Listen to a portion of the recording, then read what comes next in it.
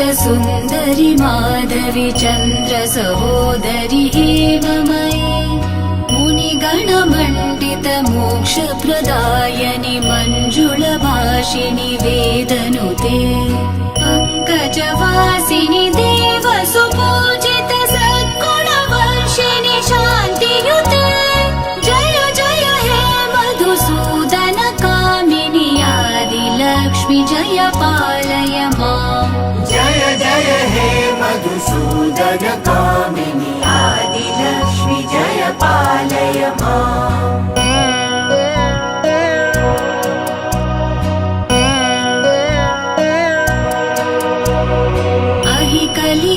कलिकल्मषनाशिनि कामिनि वैदिकरूपिणि वेदमयि